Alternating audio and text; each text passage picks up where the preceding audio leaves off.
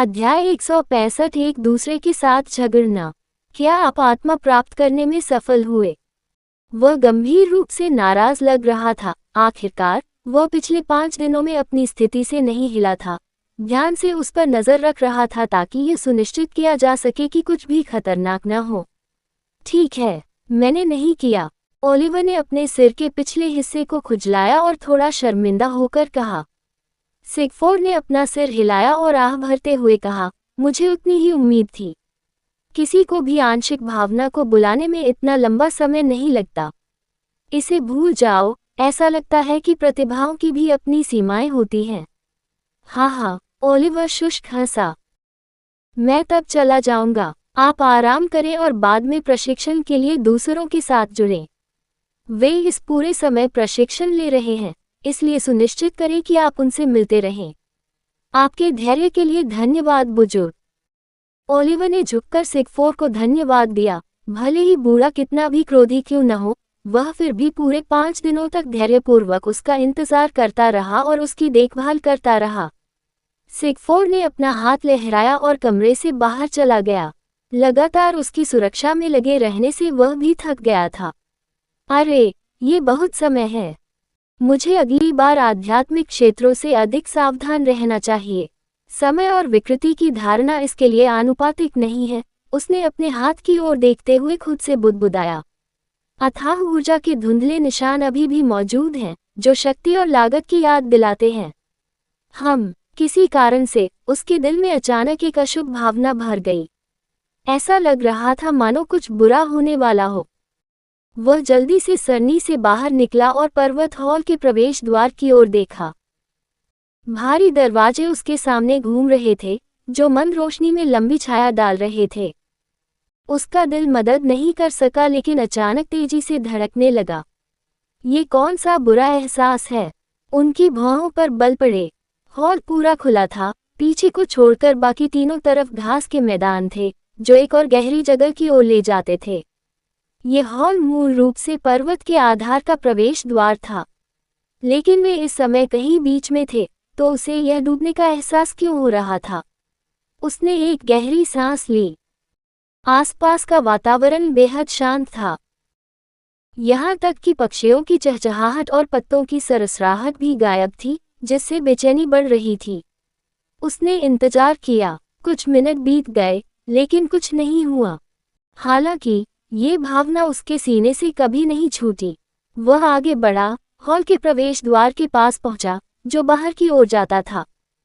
बाहर निकलते ही उसने परिचित पत्थर की मूर्तियां और एक विशाल लोहे का गेट देखा।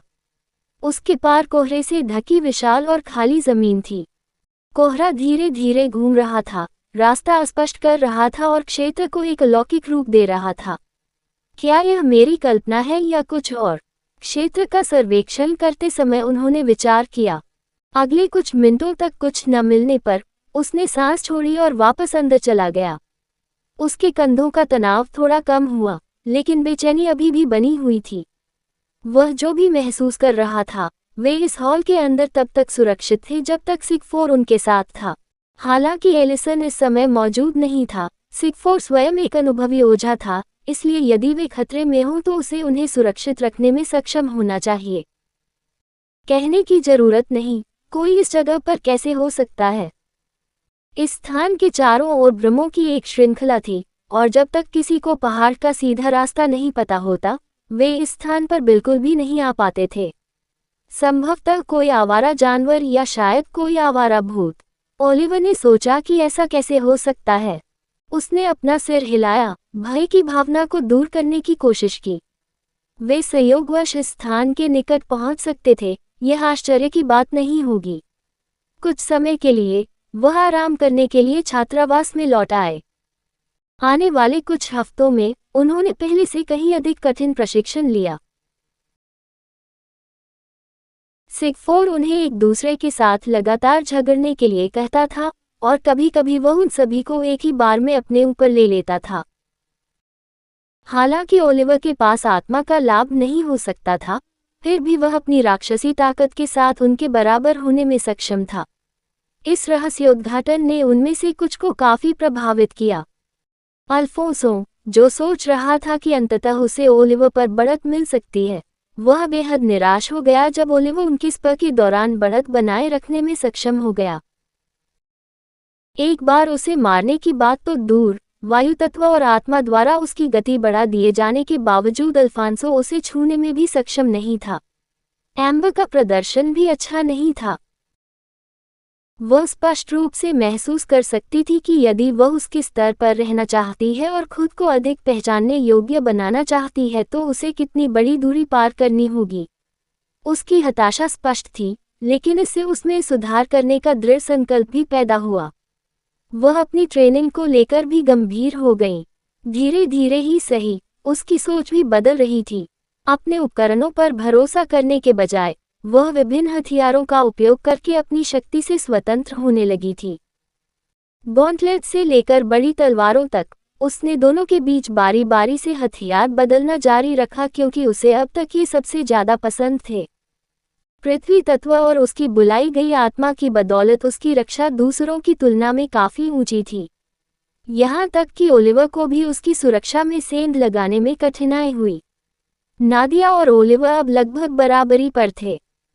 जबकि ओलिवर को ताकत, सहनशक्ति और गति में बहुत फायदा था, नादिया ने उसकी अमानवीय शारीरिक शक्तियों का मुकाबला करने के लिए बर्फ तत्व का प्रभावी ढंग से उपयोग किया। उसके जल तत्व के हमले उसके आसपास पहुंचते ही तुरंत बर्फ में बदल जाते थे। उसके चारों ओर की जमीन अक्सर पाले की एक पतली परत से ढकी रहती थी, जो उसके तत्व पर उसके बढ़ते नियंत्रण का संकेत था। सबसे अधिक वृद्धि किसी ने नहीं बल्कि एवलिन ने दिखाई। वह सचमुच अपने हल्के गुण और भावना से बाकी सभी को सर्वश्रेष्ठ कर रही थी। ओलिवर भी उसे गंभीरता से लेने लगा था। वे दोनों कटाना का इस्तेमाल करते थे, लेकिन कटाना के साथ उनका कौशल उनसे कहीं बेहतर था। उसके प्रहार तरल और सटीक थे, प्रत्येक प्रहार में उसके गहन प्रशिक्षण का बल था। वह अपने एस्पेरा पर निर्भर रहने से भी बच रहा था। वह जो कुछ कर रहा था वह केवल अपनी ताकत का उपयोग कर रहा था। कहानी खत्म। अलविदा।